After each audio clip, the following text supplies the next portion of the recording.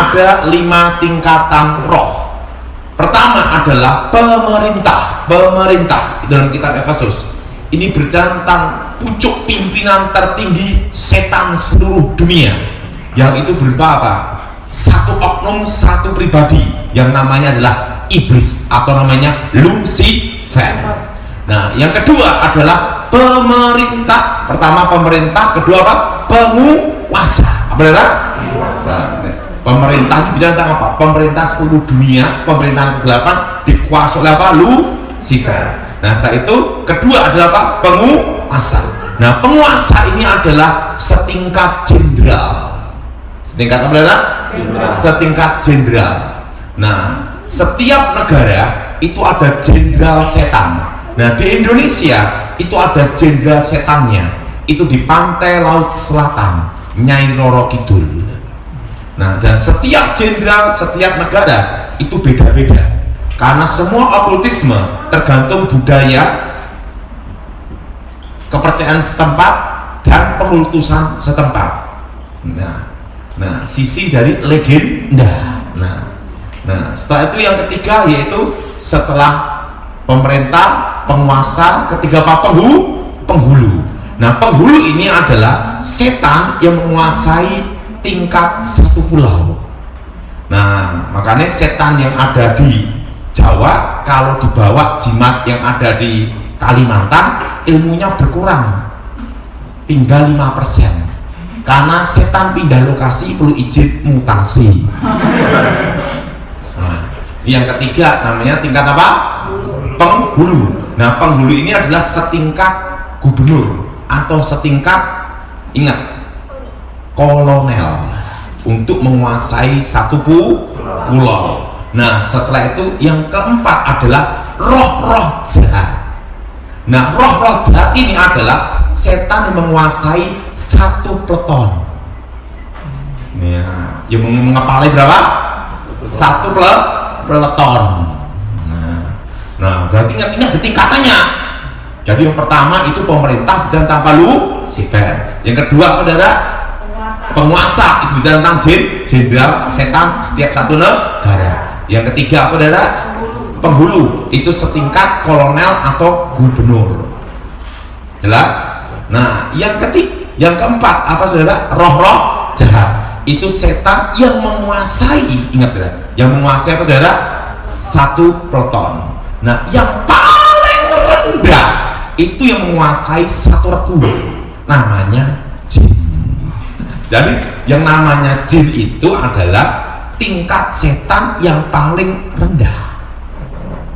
Nah, jin ini yang biasanya disebut penunggu rumah, atau yang menjaga harta karun, atau menjaga gua atau pohon. Nah, ini mengepalai satu regu. Jadi ada ininya, ada pangkat-pangkatnya ini semua. Jadi setan itu ada suatu tatanan hierarki yang sangat tertata rapi. Nah, tidak mungkin yang tingkat roh jahat langsung ke Lucifer. Ada protapnya juga, prosedur tetapnya juga. Untuk menemui Lucifer itu ada aturannya semua. Karena ingat, pemimpin tertinggi. Nah, ya, tapi hari ini kita bahas tentang pemimpin tertinggi dunia ke-8, yaitu Lucifer. Ngomong sama sebelahnya, kamu bukan iblis. Jadi kita bahas dulu yang pertama adalah apa? Tingkat paling tinggi. Nah, kitab Yesaya pasal 14 ayat 12 sampai dengan 17. Saudara yang ganjil, saya yang genap. Wah, engkau sudah jatuh dari langit, hai bintang timur putra fajar. Engkau sudah dipecahkan dan jatuh ke bumi, hai yang mengalahkan bangsa-bangsa. Ayat 13 sudah baca. Engkau yang tadinya berkata dalam hatimu, aku hendak naik ke langit, aku hendak mendirikan tahtaku mengatasi bintang-bintang Allah, dan aku hendak duduk di atas bukit pertemuan jauh di sebelah utara. Aku hendak naik mengatasi ketinggian awan-awan, hendak menyamai yang maha tinggi. Sebaliknya ke dalam dunia orang mati engkau diturunkan, ke tempat yang paling dalam liang kubur. Orang-orang yang melihat engkau akan memperhatikan dan mengamati engkau, katanya, Inikah dia telah membuat bumi gemetar dan telah membuat kerajaan-kerajaan bergoncang, yang telah membuat dunia seperti padang gurun dan menghancurkan kota-kotanya, yang tidak melepaskan orang-orangnya serta berkurang pulang ke rumah. Nah, kata Lucifer itu ada di ayat 12. Itu dalam versi King James. Dan dalam bahasa aslinya itu hal, artinya pantulannya atau sering disebut namanya suara cahaya. Apa saudara? Suara apa? Suara cahaya atau pantulannya. Dan secara astronomi itu disebut namanya planet Venus. Bukannya Lucifer ada di planet Venus, bukan, tapi untuk menggambarkan suatu bintang yang bercahaya melebihi bintang-bintang yang lain. Dan di dalam ayat 12 disebut bintang timur putra fajar. Jelas saudara? Bintang timur putra apa? Fajar. Nah, sebelum Elohim Allah menciptakan manusia, yang paling awal Tuhan menciptakan malaikat. Malaikat yang diciptakan Tuhan berlaksa-laksa, beribu-ribu laksa, berpuluh-ribu laksa, berlaksa-laksa. Kalau dihitung itu triliun. Diciptakanlah malaikat yang terkuat, yang pertama, yang bernama Mikael. Siapa saudara? Nah, jenderalnya Tuhan. Yang kedua adalah Gabriel, penghulu para malaikat. Nah, yang ketiga diciptakan dengan badai nyala api. Dengan apa saudara? Dengan badai nyala api, suara cahaya. Nah, mari kita buka dalam kitab Ibrani. Ibrani pasal 1 ayat 7. Dan tentang malaikat-malaikatnya ia berkata, yang membuat malaikat-malaikatnya menjadi apa saudara? Badai, dan pelayan-pelayannya menjadi nyala apa? Api. Jadi Lucifer diciptakan dahsyat dengan nyala badai apa? Api. Jadilah Lucifer, suara cahaya. Makanya ada kepercayaan setan tercipta dari unsur api. Jelas? Jelas? Nah, ayatnya ada di mana? Ini. Ingat, lain-lainnya dari apa? Badai, dan nyala apa? Api. Tercipta Lucifer. Nah, Lucifer diciptakan lebih hebat, lebih dahsyat, melebihi semua malaikat yang lain. Bayangkan, dari badai nyala apa? Api, keluarlah suara cahaya, Lucifer. Nah, dan Lucifer ini membawai sepertiga malaikat Tuhan. Dan Lucifer adalah pemimpin pujian penyembahan kepada Allah. Dan Lucifer sangat dekat dengan Tuhan. Karena dekat dengan Tuhan, secara otomatis Lucifer banyak tahu rahasia tentang Tuhan. Seorang guru tidak akan memberikan muridnya 100%, maksimal 80%. Jaga-jaga murid murtad disikat. Jadi ingat, karena tahu banyak rahasia tentang Tuhan, Lucifer ingin menjadi apa? Ibaratnya pecah kongsi. Nah, karena tahu banyak rahasia. Nah, tapi kan Tuhan tidak akan memberikan rahasianya 100%, maksimal 80%. Nah, 20% itu adalah ilmu pamungkas. Nah, terjadilah pemberontakan di surga. Lucifer merencanakan apa saudara? Dan ingin menjadi Tuhan, merencanakan mengkudeta melawan Tuhan. Yang berpihak pada Tuhan 2/3, yang melawan Tuhan 1/3. Ingat, malaikat dari badai nyala api. Nah, dosa yang pertama kali terjadi bukan di bumi, tapi di surga. Terjadilah pertempuran di surga. Tuhan Maha Kuasa Lucifer kalah, dibuang ke bumi. Bumi dikuasai kegelapan. Nah, itu ada di ayat mana? Kitab Kejadian pasal 1 ayat 1.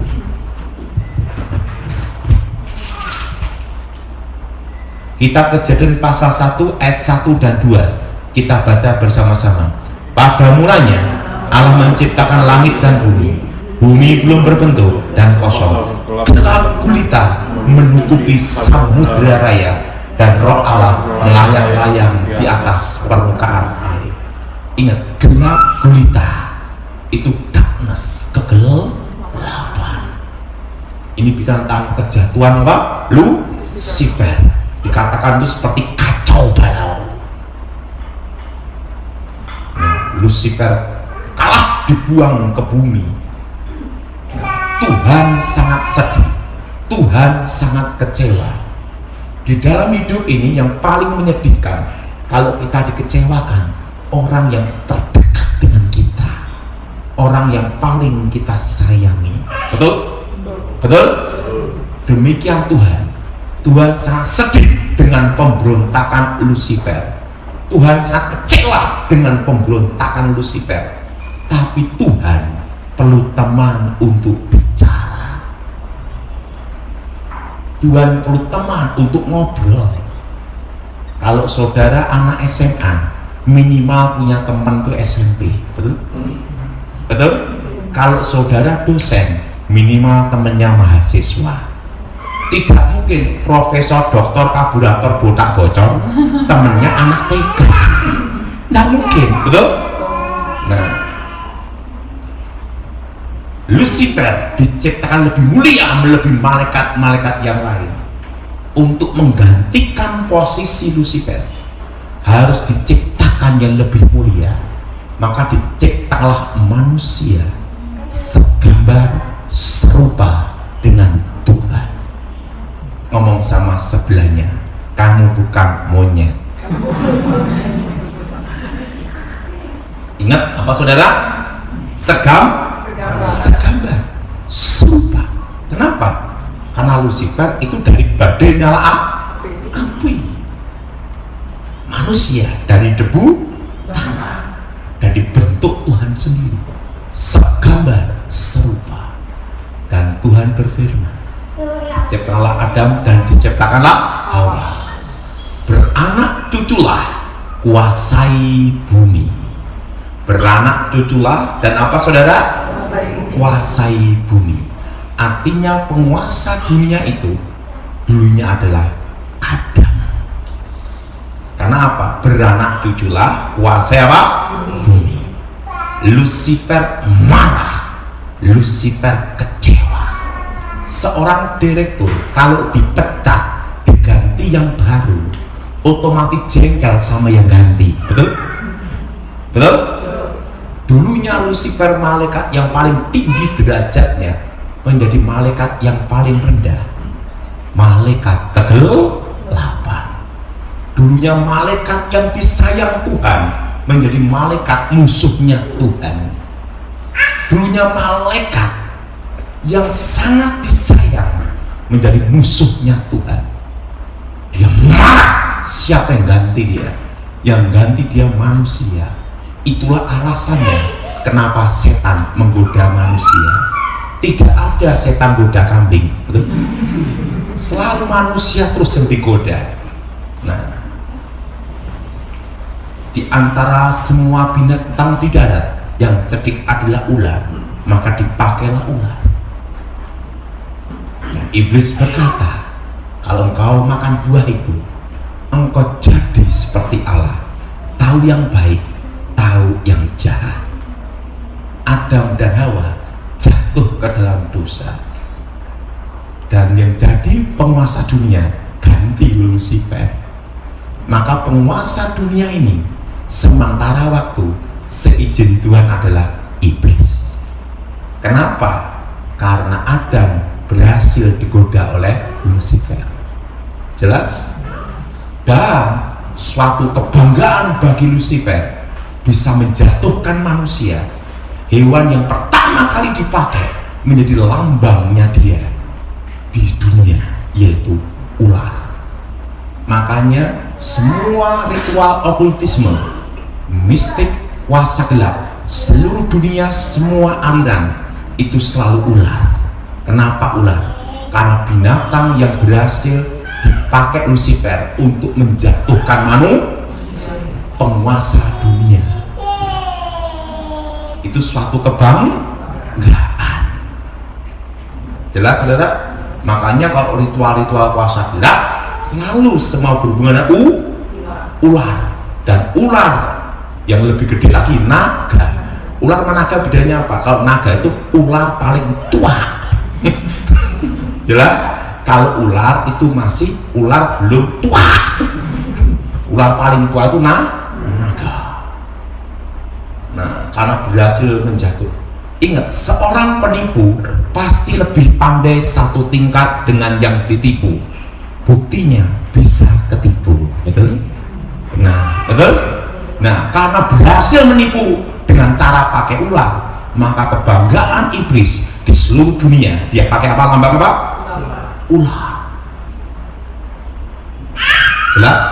Itu lambang bagaimana dia berhasil menjatuhkan manusia.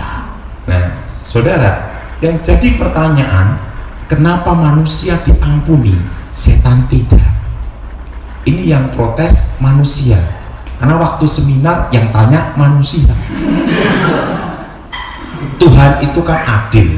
Kenapa manusia diampuni, setan tidak? Manusia diberi kesempatan pengampunan, setan tidak. Kenapa? Iblis mengkudeta Tuhan, merencanakan keinginan melawan mengkudeta Tuhan. Beda dengan manusia. Manusia tidak merencanakan pemberontakan. Manusia tidak ada keinginan melawan Tuhan, tapi manusia digoda setan untuk melawan Tuhan. Kasus pembunuhan berencana, maksimal mati, minimal seumur hidup, betul? Pembunuhan tidak berencana itu ada keringanan, betul? Apalagi bunuh orang gila bebas, karena hakim tidak bisa ngadili orang gila. Nah, ingat ya, kenapa Allah perlu menjadi manusia? Karena tidak ada yang lebih mulia melebihi manusia kecuali Allah sendiri. Jelas? Tidak ada yang lebih mulia. Makanya Yesus datang ke dalam dunia bukan menebus iblis, karena iblis sudah tidak diampuni. Jelas tidak? Yang masih ada kesempatan untuk diampuni, diselamatkan adalah manusia. Tetapi untuk menyelamatkan manusia harus yang lebih mulia, dan tidak ada yang lebih mulia melebihi manusia kecuali Allah sendiri. Karena apa? Sang penciptanya sendiri. Maka itulah perlunya Allah turun ke dalam dunia menjadi manusia. Jelas? Jelas? Nah, untuk apa Allah datang ke dalam dunia? Untuk menyelamatkan kita, untuk dipulihkan hubungan kita dengan Allah, sehingga kita memanggil Allah sebagai Bapa dan posisi kembali ke semula. Segambar serupa dengan Tuhan, karakter Tuhan ada. Maka waktu kita percaya Tuhan Yesus, Roh Allah ada dalam diri kita yang berseru ya Aba, ya Bapa. Nah, Yesus datang ke dalam dunia supaya hubungan kita dengan Tuhan dipulihkan, kembali ke posisi sebelum manusia jatuh ke dalam dosa. Ingat, di atas iblis. Jadi yang tidak dalam Tuhan itu di bawah iblis, di bawah kuasa dosa. Jelas? Kalau kita yang dalam Tuhan ada di atas iblis, karena sudah ditebus, kembali ke posisi segambar seru.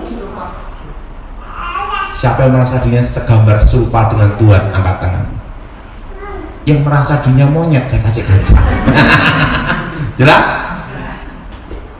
Jadi itu alasan Allah datang ke dalam dunia, karena tidak ada yang lebih mulia dan harus ada penebusan.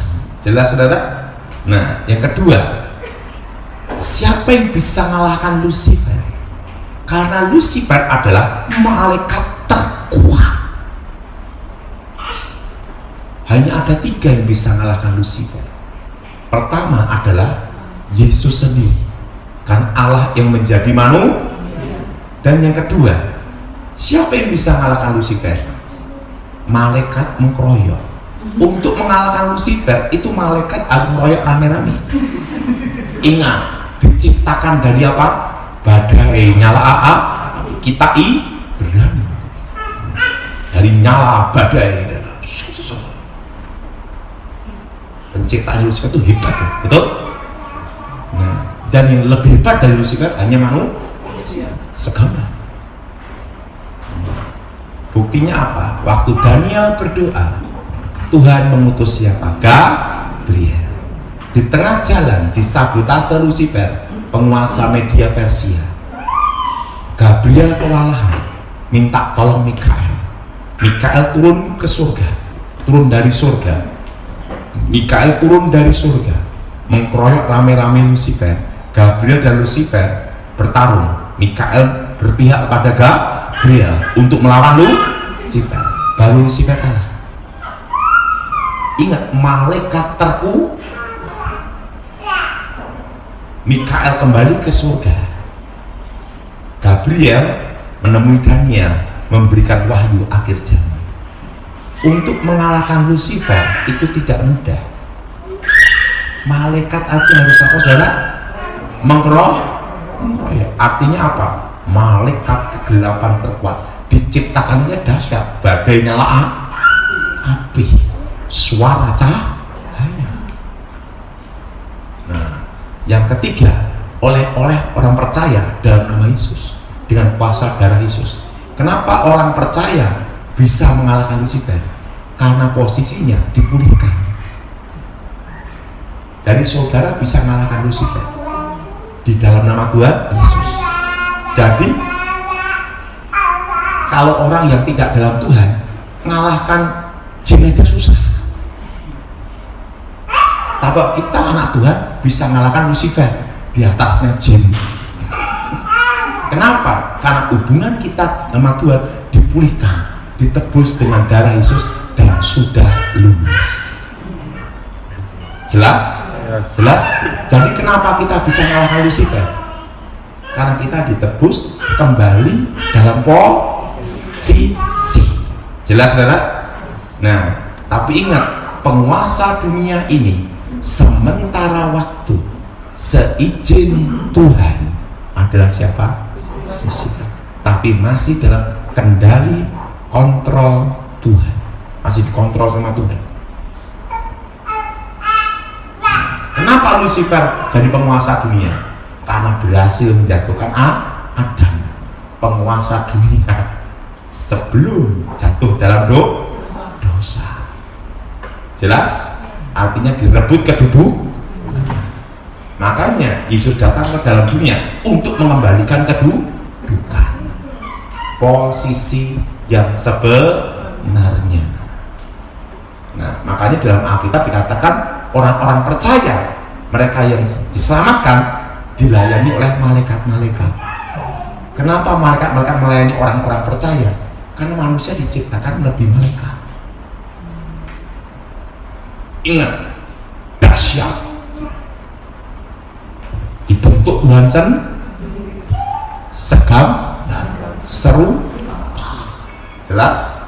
Nah, banyak kasus-kasus kerasukan itu ngakunya Lucifer. Tapi kalau itu Lucifer sendiri, itu ada cirinya. Kenapa saya bisa tahu tentang Lucifer? Karena saya pernah ketemu dia. Yang tahu tentang setan adalah bekasnya setan. Betul? Waktu saya belum bertobat, guru saya berkata, untuk menguasai ilmu terakhir membelah dunia, Pak Mengkang jaga, kamu harus ketemu satu guru, namanya Pangeran, sumber dari semua ilmu gaib, mistik, okultisme.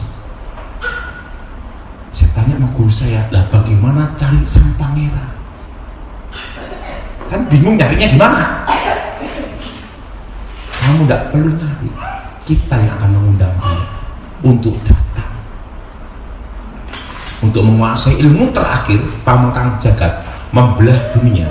Waktu akan berhenti, Pak. Ingat, penguasa waktu. Di situ guru saya beritahu saya ada dua, terang dan gelap. Penguasa waktu terang yaitu adalah Tuhan, betul? Penguasa kegelapan waktu adalah waktu kegelap, Lucifer. Dan lawan dari Tuhan adalah iblis.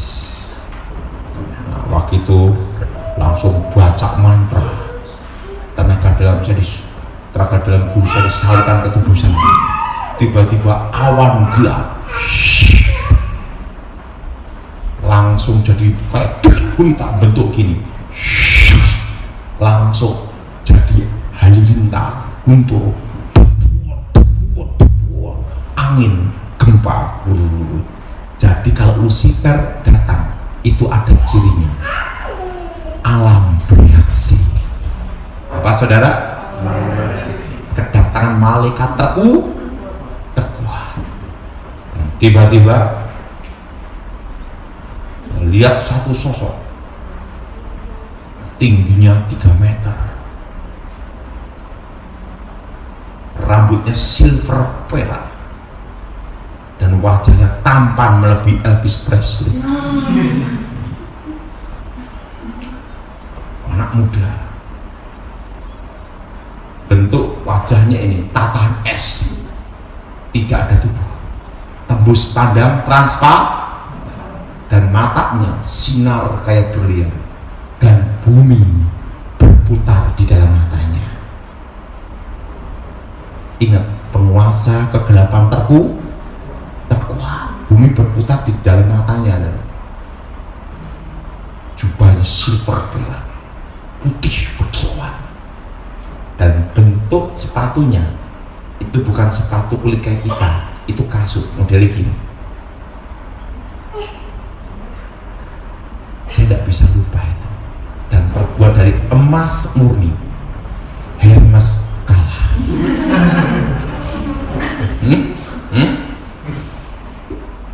Hermes apa? Kalah. Itu emas kiloan. Dan disitulah saya baru mengerti komunikasi roh.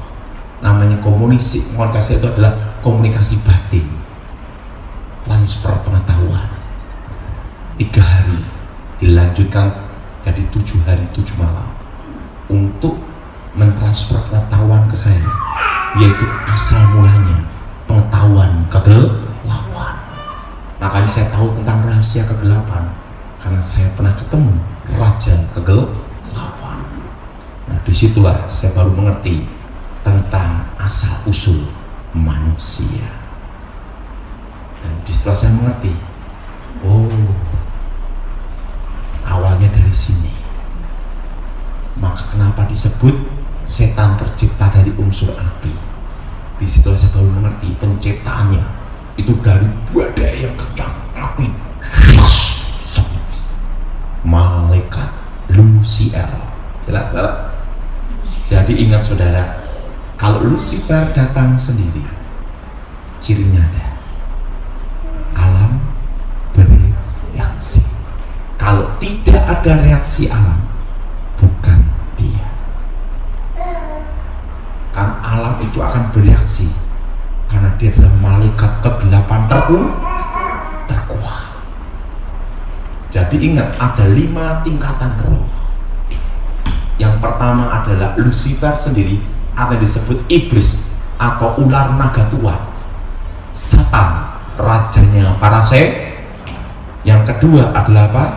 Tingkat apa? Nah, kalau sudah baca di kitab Efesus, pemerintah itu mengerucut satu, oknum, Yang kedua penguasa, itu tingkat apa? Jenderal. Yang ketiga adalah penghulu, itu setingkat apa? Gubernur atau untuk menguasai satu pulau. Jelas? Nah, Setelah itu apa lagi saudara? Roh-roh jahat itu yang menguasai satu peleton. Nah, jin-jin itu yang menguasai satu regu. Jadi ada hierarki yang ada tingkatannya, tidak ngawur. Nah, karena ada orang heboh, jin kafir diusir susah. Baru jin kafir susah, belum yang tingkat Lucifer, betul? Belum tingkat roh jahat, belum tingkat penghulu. Jin itu adalah setan yang pangkat paling rendah, dan jin inilah yang sering disebut penunggu harta karun, penunggu gua keramat, jelas, penunggu kuburan, atau juga penunggu rumah. Tapi tidak semua rumah ada set jinnya, tidak. Kalau kita rumah orang Kristen ada malaikat Tuhan berkemah. Ingat, malaikat dan setan tidak bisa reuni, jelas. Jadi ingat, jadi saudara udah paham, ngerti ini? Jadi ngerti? Jadi kalau yang sering setan yang jaga di kebun, di pohon besar, di gua, di harta karun, di sungai, itu tingkat apa? Itu tingkat apa? Jin. Nah, jinnya pun juga ingat, regu itu menguasai berapa? 10 roh. Berapa sudah? Nah, kalau peleton itu 30 tingkatannya udah beda lagi. Dan ingat, itu hierarki, tidak bisa sembarangan jin langsung menghadap Lucifer, tidak bisa, ada protapnya, prosedur tetap. Harus mau menghadap ini, harus ini dulu, melewati ini dulu. Makanya kalau orang mau belajar kuasa gelap, itu ada tingkatannya. Tingkat dasar dia belajar dulu pakai kuasa gelap, tingkat apa? Jin dulu. Setelah dia belajar betapa lagi ini, baru tingkat apa? Roh, tingkat peleton. Nah, setelah itu tingkat apa? Penghulu. Nah, setelah itu tingkat apa? Penguasa. Nah, tingkat Lucifer, wow, udah susah lagi. Nah, tingkatannya udah tinggi. Nah, jadi itu ada hierarki. Nah, kalau jin kafir paling rendah, itu kerocok punya. Nah, jadi saudara mulai hari ini mengerti 5 tingkatan roh. Kalau di Alkitab kan 4. Nah, tapi di Alkitab lagi dalam perjanjian lama ada jin-jin, kan gitu. Nah, itu tingkat yang paling rendah 5 ini. Jadi 5 tingkatan. Yang paling bawah itu tingkat apa? Regu. Jelas? Jelas? Jelas? Nah, kalau yang dalam jimat-jimat itu tingkat apa? Maksimal peleton. Maksimal apa? Peleton. Nah, sampai penghulu bertapanya lain lagi, lebih tinggi lagi, susah lagi. Jadi sebenarnya tataran okultisme itu tergantung tingkat di mana dia ketemu rohnya itu pangkat apa. Karena dia kalau ketemu tingkat jin, dia menguasai satu regu. Legion itu tingkat apa? Tingkat apa? Penghulu. Sampai mau jadi tingkat penguasa. Kalau legion udah mau tingkat penguasa. Jadi setan tidak akan menolong saudara karena dia tahu tidak diampuni. Dan yang ketiga, kenapa perlu diciptakan langit yang baru dan bumi yang baru? Ikuti saya semua. Langit yang sekarang ini akan lenyap. Bumi yang sekarang ini akan lenyap. Tuhan akan ciptakan langit yang baru dan bumi yang baru, Yerusalem baru. Kenapa?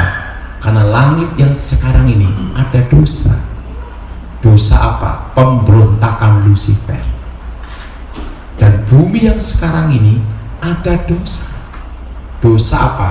Pemberontakan manusia. Bahkan sekarang setan protes, ada manusia yang lebih jahat dari setan, betul? betul? Betul? Betul? Nah, makanya Tuhan itu kudus, suci, tanpa noda, tanpa celah. Maka perlu diciptakan langit yang baru, bumi yang baru.